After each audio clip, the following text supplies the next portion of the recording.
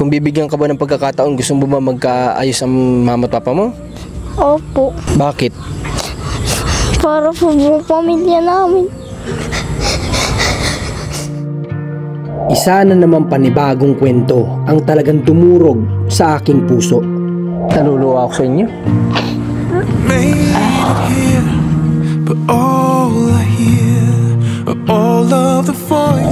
Ano may bibay ko, wala man akong halap buhay.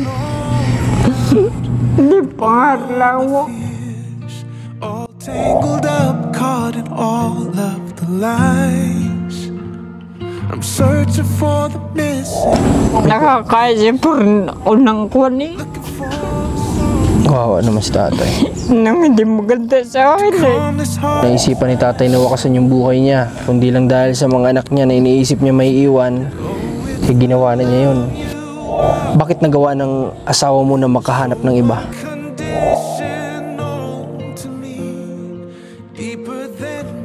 Tay, anong naging sanhi po? Napacheck up niyo ba ang mata niyo? Anong naging problema? Bakit kayo nagkaganyan? Dati na bang malabo ang mata mo? Halos mag-aalas 12 ng hapon na magsimula kaming magbiyahe dahil nga meron kaming nais na puntahan ngayong araw na isa sa gusto naming matulungan. Sa totoo lang ay hindi namin alam ang eksaktong lugar nila, pero sa pagtatanong-tanong namin ay nahanap namin.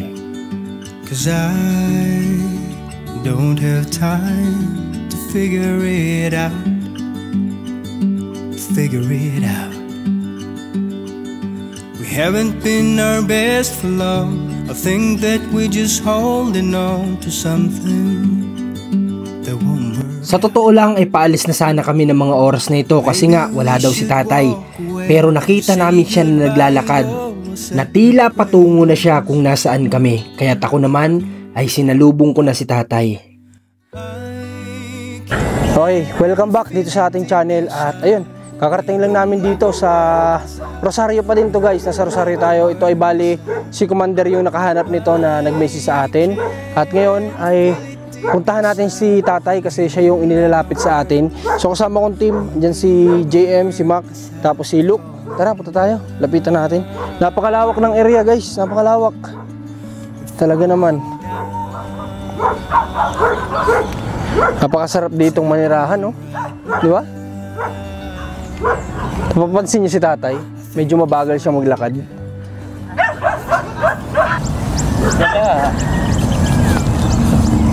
Magandang araw po. Magandang araw, tay. Baka suwagin ka ng baka.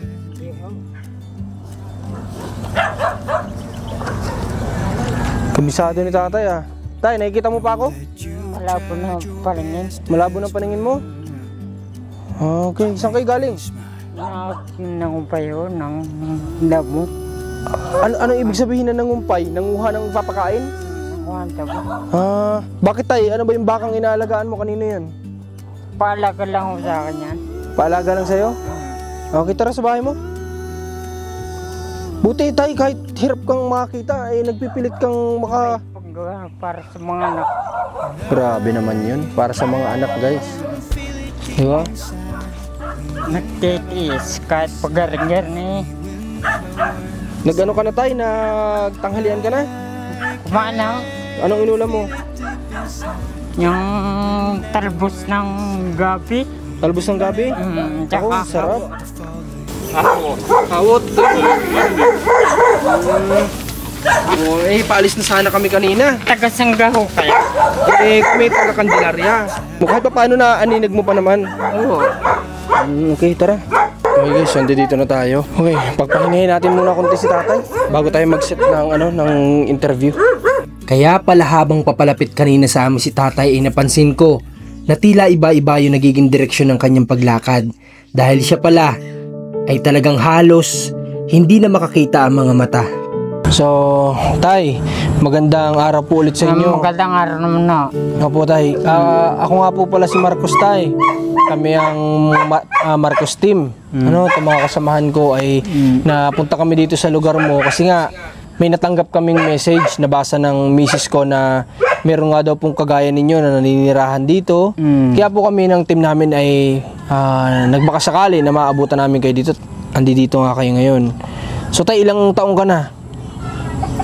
36 lang ako. 36. Okay. Ikaw, ano pangalan mo? Look, Matthew. Oh, Luke. Kapares pala ni Luke. Oh, Luke ka din pala. Ikaw. Nikki Grace po. Ang gagandang ano nito, lahi, guys. Kopings din kasing tatay nila, oh. Si Grace.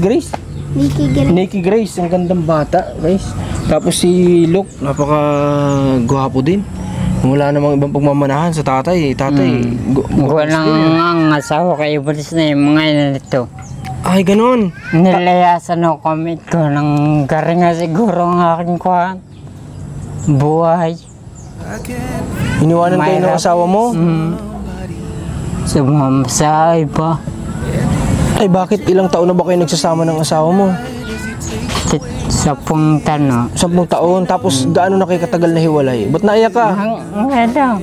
Ha? Bakit Nito lang o. Nikki, dito ka sa tabi ko. Dito ka, dali. Lipat mo yung upuan mo dito, Nikki. Halika. Nikit ba tayo makakita sa kwan? Hindi naiyak kasi si Nikki. Namimiss siguro yung mama niya. Ba't ka naiyak, Nikki? Ba't ka naiyak? Kawawa naman, oh. Ang hirap talaga pag gantong pamilya. Yung hindi buo. Masakit sa puso, sa dibdib makakita ng gantong pamilyang broken family. Kasi kami broken family, ka nakaka-relate ako sa ganito. Ba't umiiyak ka? Naimiss mo ba mama mo?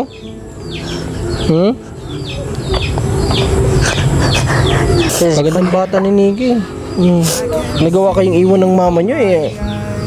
Ang swerte na niya sa inyo na kayo ay anak niya, di ba?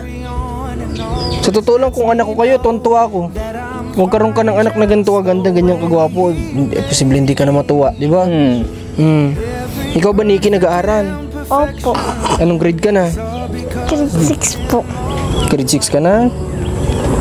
Okay, so kamusta naman ang pag-aaral mo? Okay lang po. Nakakasagot ako sa teacher. Wow, kamusta ang grado? Okay lang. Okay. Ang school mo dito malayo. Ang layo ng pinasukan namin dito. Paano ka pumapasok?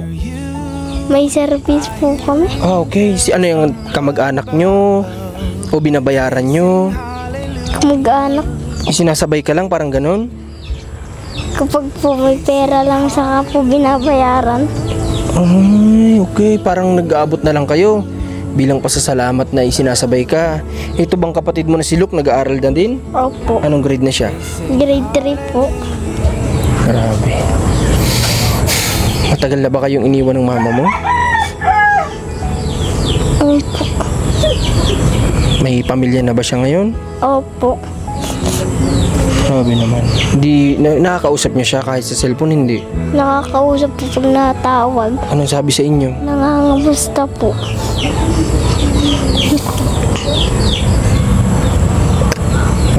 Hirap ang gantong sitwasyon, guys, para sa bata. Ang masakit lang dito, sa murang edad nila kumbaga nakakaramdam na sila ng sakit sa dibdib na ang hirap kasi, guys, lumaki ng hindi kumpleto ang pamilya. Sa totoo lang, napakahirap. Maalin dyan, maging tatay, nanay, maalin dyan ang mawala. Mahirap mahirap lumaki na hindi buong pamilya. Lalo na't nanay na dapat siya yung mag-guide sa mga to. At habang si tatay nagtatrabaho kahit paano, di ba? Miss mo na ba mama mo? Opo. Kung bibigyan ka ba ng pagkakataon, gusto mo ba magkaayos ang mama at papa mo? Opo. Bakit? Para po buong pamilya namin. Wow, naman itong bata. Paano kapag may mga kailangan puntan sa school ng magulang, sino nag-a-attend? Ang inay ko po. Ang inay, ang lola yon. Opo. Na dapat si mama mo yun. Paano ngayon? Gagraduate ka, sino akit sa'yo? Malapit na, grade 6 ka na, di ba? Ngayong pasukan na ito. So, malapit na, kapag natapos mo ito, gagraduate ka na, mag-high school ka na. Wow, man si, guys. Okay, pero ikaw ba may galit ka sa mama mo? Wala naman. Wala po. Kahit na ganun ang ginawa sa papa mo? O may tampo? May tampo po ako. Grabe. Ang hirap siguro na papa mo lang yung nag-sakripisyo sa inyo. Tapos ang trabaho lang ng papa mo, pag-aalaga lang pala, pakikialaga, ano? Kung paano ang baon mo, saan ka kumukuha? May nagbibigay po sa amin. Ang mga kapitbahay po namin. Grabe naman yan. Magkano binabaon mo? 20 lang po. Paano, umuwi ka pa ng tanghali nun? Hindi na. Di na po. Pero may baon ka. Opo. Yun lang ay pang merienda mo lang yung 20. Opo. Anong nabibili ng 20 pesos sa school? Yung mga tinapay po. Grabe guys. Para itong ano, nakikita ko dito yung binablog dati ni Commander na si Rose. Ang pinagkaiba lang nila kahit paano ito sila ay may natitirhan na kahit paano naipundar siya. Nung pundar nito tay? Hindi po akin yun. Sa Ay, lola ko po. parang bigay lang sa'yo. Opo, nakitira lang kami. Sa lola ko po, nawawala, bigay lang. Binigay na po sa amin. Nahawa ko sa anak mo tay. Sa inyo. Alam ko di mo naman din ginusto na magkahiwalay kayo ng asawa mo. Sino ba naman may gustong hindi buo na pamilya, di ba? Itong anak mo gusto niya buo kayo kung hanggat maaari. Kahit naman sino, anak, gugustuhin buo. Pero wala tayong magawa. Naging marupok yata ang asawa mo eh.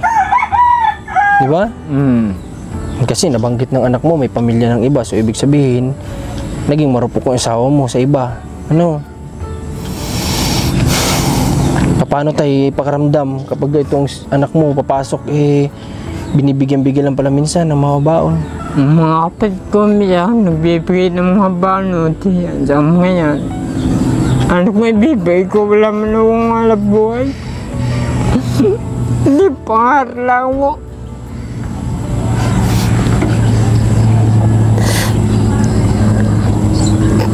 Puro pangaral.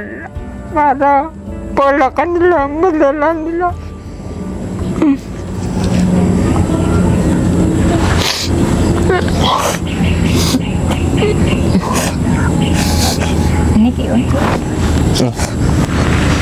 Naluluwa ako sa inyo.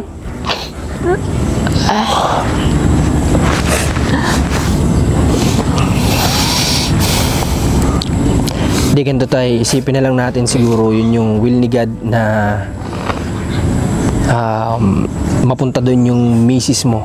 Ano? Siguro malay natin may planong iba sa inyo si God, di ba? Maisip na lang isipin natin na hindi kayo, at least hindi ikaw yung nagkamali, di ba? Hindi ikaw yung nagkasala sa inyo. Kayo ba kasal ng asawa mo? Ayun pa yung masakit na ito guys. Kasal pa sila ng ano niya? Kasalo kami. Kasal pa sila ng misis niya. Hindi ka ba nakaisip na bigyan ng kasuhan? Gusto ng mga kasama na pakulong ko kasuhan alain ko nga naisip ko ng dalawang hindi pali-uli sa mga kung lalakar ka sa kasama rin. Oh, tama. So, sige tayo, ganito na lang.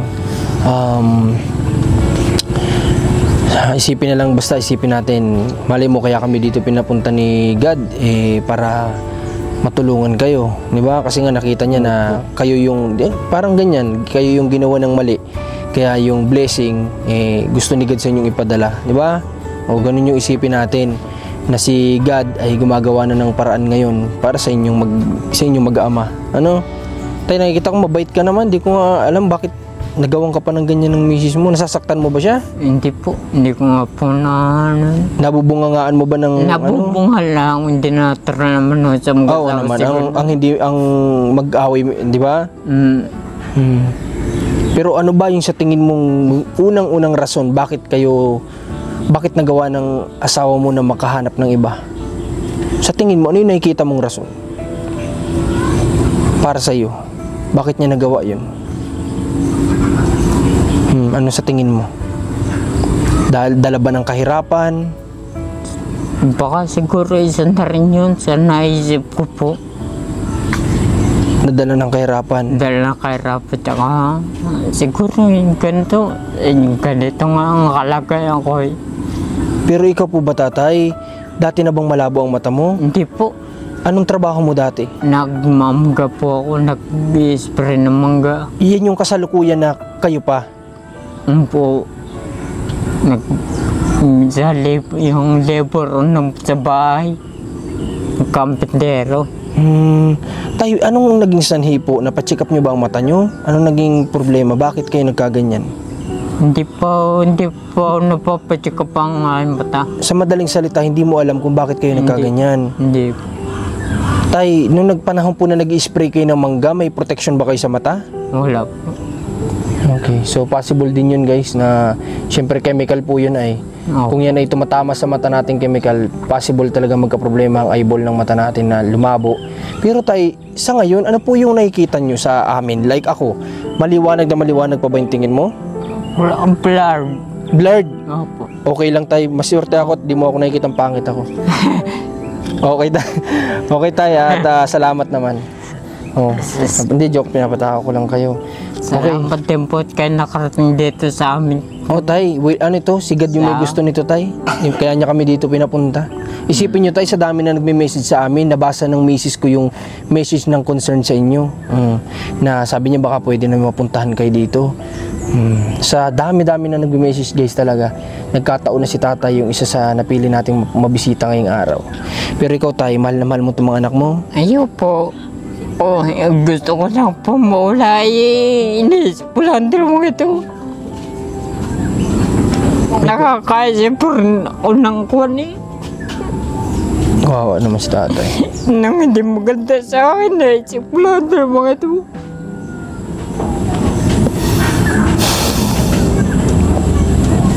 Tinan nyo, naisipan ni tatay na wakasan yung buhay niya. Kundi lang dahil sa mga anak niya na iniisip niya may iwan, eh ginawa na niya yun. Ito nga po sa kanyang... Itong bata ko ito sa kanyang ninong nangin na baon. Yung maestra ko din sa aming school. Humihingi ng baon sa maestra Ninong nito. para lang makapag-aral guys. Okay. Bigit sa dibdib guys ng sitwasyon nila. Talagang ito yung isa sa nagdurog na naman ng puso ko ngayong araw. Diba? Hindi ko in-expect na ganito yung sitwasyon nila. Kasi ang akala ko ay, kumbaga, alam mo yun, yung magiging usap namin is normal lang. Pero ito, ganito pala. Kaya masakit sa dibdib na alam kong yung naranasan ko din ay may nakikita akong mga bata na nakakaranas din nun. Although wala naman na sa akin, okay naman kami ng tatay ko. Pero yun nga, ito sa kanila kasi syempre hindi pa nila mauunawaan yung kasi bata pa sila. Okay, pero sige tayo, ay makikisuyo muna ako. Sino bang pwedeng kumuha sa inyo ng dala natin doon? May pasalubong tayo kay tatay, ay nakalimutan ko din sa sasakyan. Kunin niyo yung pasalubong natin. Papakuha natin yung pasalubong natin guys. Pasuyo ako Luke. Tsaka kay JM, ayan. Si JM tsaka si Luke ang kukuha muna. Pansamantala. Anong ulit pangalan mo? Si Nikki, ayun. Makakalimutan talaga si Kuya Marcos. Nikki, pagbutihin mo pag-aaral mo ha. Huwag mo susukuan yung buhay mo kahit na iniwan kayo ng mama mo. Ha? Alam ko, gawin mong inspirasyon na ikaw ay kumbaga nahiwalay kayo sa mama mo. Gawin mong inspirasyon yun. At isipin mo na lang na para sa papa mo. Ha? Gusto ko nga sana yung papa mo nakakaisip siyang wakasan yung buhay niya dahil sa stress na dinanas niya. Pero dahil sa inyo, nagpapakatatag siya. Kaya kayong mga anak ganun din. Ha? Ang isipin mo, pag ako nakapagtrabaho, babawi ako kay tatay. Bibigyan ko si tatay ng magandang buhay hanggat siya'y nabubuhay. Ano? Grabe. Ikaw din ha, mag-aaral ka mabuti ha. Para sa papa ninyo, tama yung tatay nyo, kahit hirap-hirap siya, nangunguha ng ng pampakain sa alaga niya. Magkano binabayad sa'yo tayo sa pag-aalaga mo? May bayad ba? May meron Magkano po. naman ang bayad sa iyo? Depende po pang nabenta yung alaga ko. Ay, ganun pala talaga yun. Aalagaan mo muna, tas hanggang sa mabenta, minsan hati. Ate o, Ayun. sa Pero matagal. matagal po. Mga 2 taon. Ay, hala. Grabe pa, paano yung pang-araw-araw? Hindi, ano, wala. Wala talagang ibang pinagkukunan, yun lang. Hindi. Sa madaling salita guys, nakadepende na lang sila sa ano. Nakadepende na lang sila sa mga kamag-anak na nakapalibot. Sa kamag-anak ko talaga. Yung nga po ang inay ko po ang nagkukan dyan, naglalaba, nag-iibis ng bahay, naglalaba.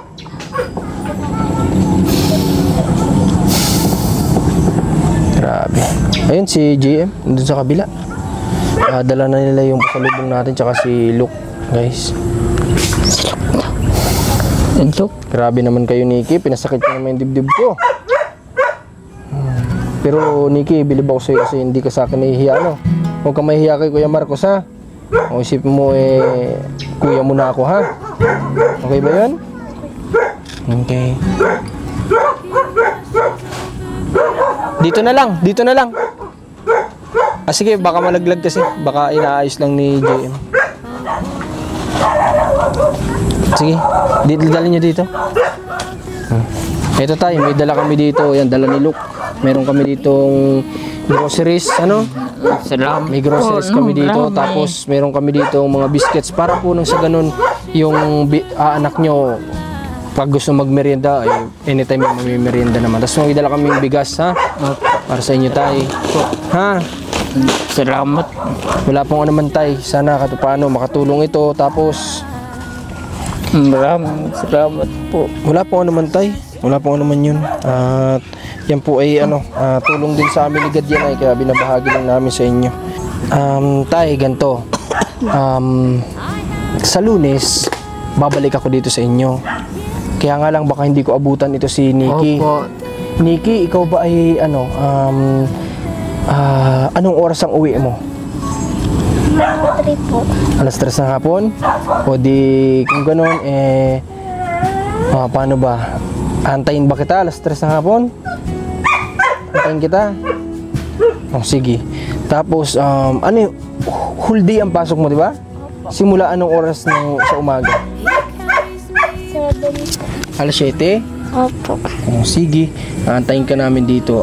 Pupunta kami dito siguro mga bandang pahapon. Ha? Para sa ganun ay makakwentuhan naman kita, ha? Nikki? Okay, so tay, may kinukuha lang yung kasamahan ko sa sasakyan. May bibigay pa ako sa iyo, ha? Na kaunting tulong pa. Tay, kanina bigyan kita ng konting pagkakataon. Baka may gusto ka pang sabihin po sa dati mong asawa. Anong gusto mo na lang na message sa kanya, mensahe mo sa kanya? Wala na po. Baka masabi ko lang ko saan ka naroon diyan ka na lang ko lang babalik. Diyan ka na lang at kakayanin ni tatay, diba? Akala ko naman. Kakayanin. Okay. Sige, tay, ganito. May konti ako dito pang cash. May natitira pa kaming cash dito. Ibibigay ko na po sa iyo. Maraming salamat po. Malaking tulong po sa amin. Okay, tay. Talagang binibigyan tayo ng pagsubok, Bukas tayo, ganito na lang, ha? Pasensya ka na. Di ko naiintindi yung ano ko Ano na lang, bukas, babalik kami dito. Baka mga pahapon kung makabalik agad kami galing Maynila. Dadaan ako dito, bibigyan kita ng pera, ha? Ano po. Ha? Salamat. Para may magamit ka. Pero ito na lang muna gamitin mo ngayon, ha? Okay? Okay, tay? Okay, kasi hindi ko alam kung saan ko nailagay yung cash ko pa kanina. May tinulungan din kami dun Sige, babawi na lang kami sa bukas, tay, ha? No. Ha? At least ngayon, alam na namin yung location mo, alam na namin kung anong kailangan ninyo dito, ay babalik kami dito. Hindi ito tayo yung unang beses na tutulong kami, ha?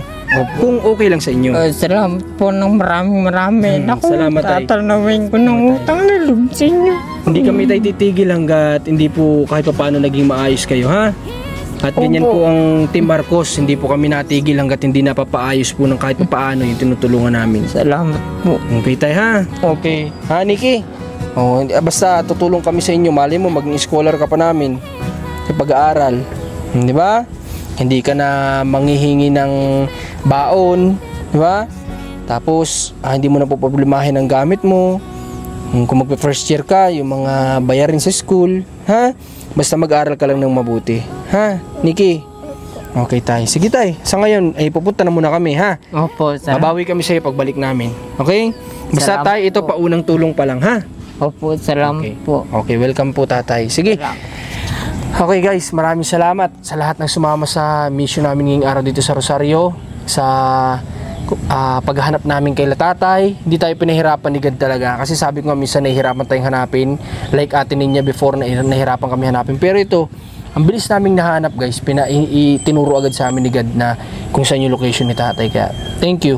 At sa mga gusto pong magpaabot ng tulong kala tatay, pwede po kayo mag-message sa Marcos TV channel, kay Commander ni Marcos, Alma Vlog, o sa Marcos Arcega, pwede po kayo mag-message dyan. Mag-ingat lang po kayo sa scammer kasi maraming nagliparan dyan ng mga scammer. Mag-ingat po tayo. Ang payo ko lang, pag-sendin nyo po ako ng video kung ako talagang kausap ninyo at mag-send ako ng video sa inyo, wala pong problema yun. Para lang maging ligtas yung mga tulong na gusto nyo ipaabot. So, sa lahat ng nahabag, sa kwento ng buhay nila Nikki, nila tatay at ng kanya pang bunsong anak, huwag po tayong magdalawang isip na magpaabot ng tulong sa kanila kasi deserve po nila ng tulong. Si tatay po ay siya po ang siya po ang biktima ng pang-iiwan ng isang asawa, di ba? So sana kung mapanood naman to ng asawa ni tatay, huwag kayong magagalit kung ano man nasabi nila. Sa totoo lang, wala nga silang nasabi masyado eh. Tayo po din naman po yung may pagkakamali, di ba? Na tayo yung kahit ano man, kung kahit nga may nagawa si tatay sa inyo, hindi po rason kasi yun na para ipagpalit siya eh.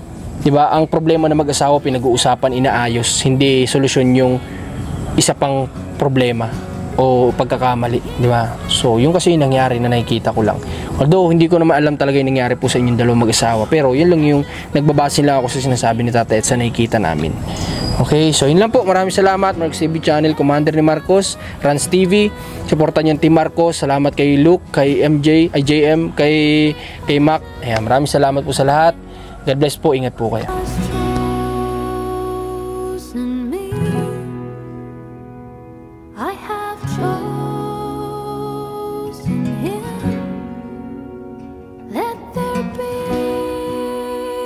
now then. Nothing in between. Nothing in between.